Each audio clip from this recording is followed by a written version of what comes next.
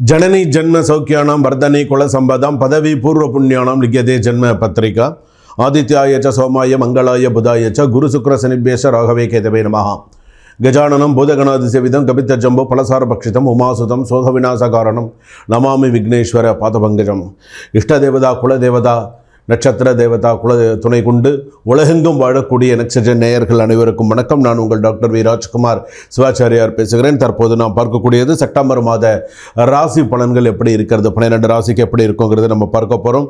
September மாதம் சிலருக்கு கனவுகள் நினைவாகக்கூடிய மாதமாக அமையும், சிலருக்கு வாழ்க்கையை சோதிக்கக்கூடிய காலமாகவும் அமையும். நட்சத்திரங்கள் பேசும் உண்மைகளை ராசிகள் சொல்வதை நாம் கேட்கும் நேரம் இது அப்படின்னு கூட நம்ம சொல்லலாம். நீங்கள் எங்கோ போராடி கொண்டிருக்கலாம்.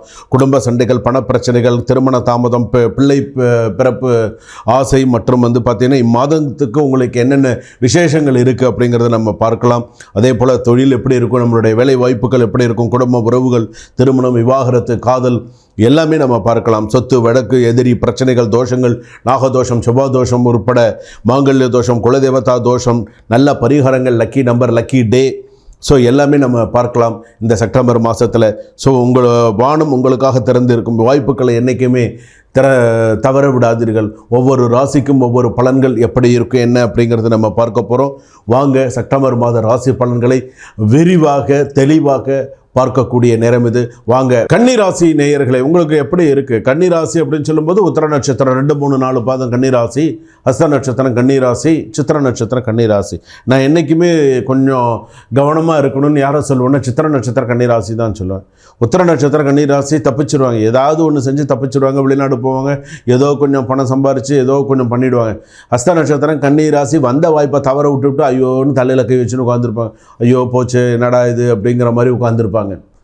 எப்போதுமே வேலையில் பிரச்சனை தாங்க. கன்னிராசி பொறுத்தளவுக்கு ஸ்திரமாக ஒரு வேலையில் இருக்க மாட்டாங்க. சில பேருக்கு அலைச்சலான உத்தியோகமாக இருக்கும், சில பேருக்கு வேலை கிடைக்கும், சரி கொஞ்ச நாள் வரைக்கும் பண்ணலாம், பிறகு பார்த்துக்கலாம், நமக்கு ஏதாவது ஒரு நல்ல வாய்ப்பு வரும் அப்படின்னு இருப்பாங்க. வெளிநாட்டில் இருக்கிறவங்க சில பேர் நிறைய கஷ்டப்படுவாங்க, தாயகம் திரும்பலாமா அப்படிங்கிற சூழ்நிலைகள்லாம் வரும். கன்னிராசி பொறுத்தளவுக்கு நல்ல ராசி தான், குழப்பமான ராசி தான், இல்லைன்னு சொல்ல முடியாது. சில குழப்பங்கள் மறையும். இருந்தாலும் சமயோஜித புத்தி, சில விஷயங்கள் கன்னிராசி மாதிரி வேலை செய்ய முடியாதுங்க. அவங்க நினச்சாங்க ராப்பகலாக கூட வேலை செய்வாங்க, எப்படி வேணாலும் வேலை கஷ்டப்பட்டு வேலை செய்வாங்க. அந்த அளவுக்கு அவங்களுக்கு அந்த ஒரு யோகம் உண்டு. என்ன காரணம்? இவங்களை நம்பினா நம்மனத்துக்கு மேலே செய்வாங்க. இவங்களை நீங்கள் நம்பலை எதையுமே செய்ய மாட்டாங்க. அதுதான் இவங்க கிட்ட இருக்கு. ஒரு நம்பி ஒரு வேலையை கொடுக்குறீங்களா, 100ல் நீங்கள் சந்தோஷப்படும்படியாக அந்த வேலை அமோகமாக இருக்கும். உங்களுக்கு நம்பிக்கை இல்லை, நான் வேலையை கொடுத்துட்டு கூடயே நீங்கள் ஏதாவது ஒரு இது பண்ணி தான் வச்சுக்கலாம், ஒன்று இப்படி பண்ணுறியா, சரின்னா இப்படி பண்ணுறேன், அவங்க வேறு வழியை இது பண்ணிட்டு போயிடுவாங்க. அதாவது சில பேர் பார்த்திங்கன்னா கோவமே பட மாட்டாங்க. யார்? கன்னிராசிக்காரர். சில பேர் கோவமே ரொம்ப அவ்வளோ சீக்கிரம் கோவம் வராது. சில பேருக்கு பொசுக்குன்னு கோவம் வரவங்களாம் இருப்பாங்க. இதுக்கான கதை நான் உங்களுக்கு அப்புறமா சொல்கிறேன் உங்களுக்கு கண்டிப்பாக. இன்னொன்று என்ன அப்படின்னு கேட்டால், சில இடங்களில் குறைகள் கூறல், ஆனால் உங்கள் வார்த்தைகள் வெற்றி தரும். உங்களை பற்றி நிறைய பேர் குறை சொல்லிகிட்டே இருப்பாங்க, ஆனால் உங்களுடைய வார்த்தைகள் உங்களுக்கு வெற்றியை தரும்.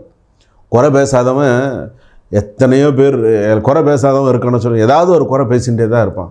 ஒரு தலைவர் கூட ஒரு இதில் ஸ்பீச்சில் சொல்ல, குலைக்காத நாயும் இல்லை, குறை சொல்லாத வாயும் இல்லை அப்படின்னு சொல்லுவார். அது மாதிரி கண்டிப்பாக உங்களை பற்றி குறை பேசுவான், அதெல்லாம் நீங்கள் காதில் வாங்க மாட்டீங்க. என் வேலை என்ன உண்டோ, என் வழி தனி வழி, நான் வாட்டுக்கு போயிட்டே இருப்பேன்டா, என் வேலையை நான் பார்ப்பேன்டாங்கிற அளவுக்கு உங்களுடைய வார்த்தைகள் உங்களுக்கு வெற்றியை தரக்கூடியதாக இருக்கும். நீங்கள் பேசுகிற வார்த்தைகள் உங்களுக்கு வெற்றியை தரும். அந்த அளவுக்கு கண்டிப்பாக நல்லா இருப்பீங்க. இன்றைக்கி வேலை இல்லாமல் இருக்கலாம், 10ல் குரு, சில பேருக்கு வேலை இல்லாமல் இருக்கலாம், வேலை போயிருக்கலாம், கஷ்டப்படலாம். இதுவே நமக்கு நிரந்தரம் நினச்சிடாதீங்க. விழுந்தால் எழ தெரியணும், அதுதான் வாழ்க்கை. கவலைப்படாதீங்க, சக்ஸஸாக வருவீங்க. வேலை பதவி உயர்வு சாத்தியம். இன்றைக்கி இது இல்லைன்னா இதை விட அடுத்த பதவிக்கு வர போகிறீங்க, அதை விட இன்னும் சிறப்பாக இருக்க போகிறீங்க. வாழ்க்கையில் நல்லா வருவீங்க, கவலைப்படாதீங்க. அடுத்ததாக உங்களுக்கு தொழில் பிஸ்னஸில் நல்ல வரவு வேண்படும். கூட்டு தொழில் சேர்ந்து செய்யாமல் உங்களை வச்சு எவனும் முன்னுக்கு வராத அளவுக்கு பார்த்துக்கோங்க. ஏன்னா சில பேர் பார்த்திங்கன்னா கூட சேர்கிற மாதிரி சேருவான், உங்கள்கிட்டேருந்து எல்லாம் கற்றுப்பான், உங்களை ஏனியாக பயன்படுத்தி அவன் மேலே ஏறி போயிடுவான், நீங்கள் கஷ்டப்பட்டுன்னு இருப்பீங்க. அந்த மாதிரி இருக்கிறவன்லாம் இருக்கான், பார்த்துருக்கீங்களா? நயவஞ்சகத்தோடு பழகக்கூடியவன்லாம் இருக்கான், நல்ல எண்ணத்தில் பழக மாட்டானுங்க. அந்த மாதிரிலாம் இருக்குது. கொஞ்சம் பார்த்து தைரியமாக நீங்கள் என்ன செய்யணுங்கிறத பார்த்து செய்யணும். சில பேர்லாம் அதாவது இந்த கன்னியா ராசிக்கார நண்பர்கள்லாம் உயிரை கொடுப்பவர்கள். அதாவது செய்யணும்னு முடிவு பண்ணாங்கன்னா அவங்க இறங்கி செய்வாங்க சார். அந்த அளவுக்கு அவங்களுக்குலாம் நிறைய நல்ல அம்சங்கள் உண்டு அப்படின்னு சொல்லலாம். மூத்தவர்கள் ஆதரவர்கள் தர குடும்பத்தை மூத்தவர்கள் ஆதரவு, கணவன் மனைவி ஒற்றுமை, நிறைய சில சிறப்புகள், பேசி சில விஷயங்கள்லாம் செய்கிறது பண்ணுறது எல்லாமே நல்லாயிருக்கும். திருமண விஷயத்தில் சிறிய தவறுகள் கூட கவனிக்கப்பட வேண்டும். கல்யாணம் ஆகலையா, சிறிய தவறுகள் கூட கவனிக்கப்பட வேண்டும். ஏன் கல்யாணம் ஆகலை, உனக்கு கொஞ்சம் ஜாதகத்தை எடுத்து பாரு முதல்ல. ஏன் கல்யாணம் ஆகலை, கல்யாணம் ஆகுமா ஆகாதா, ஆகும்னா எப்போ ஆகும், எதனால் எனக்கு தடங்கள், நான் என்ன பண்ணணும், நீ அதில் கான்சன்ட்ரேட்டாக இருந்தால் சிறு தவறுகள் கூட நடக்காமல் உன் ஜாதகத்தை எடுத்து முழுமையாக பாரு. அப்போ தான் உனக்கு தெரியும் கல்யாணம் நடக்கிறதோ, உனக்கு ஒரு புத்திர பாக்கியமோ, நல்லா காலத்தில் பயிர் சொல்கிறாங்கல்ல,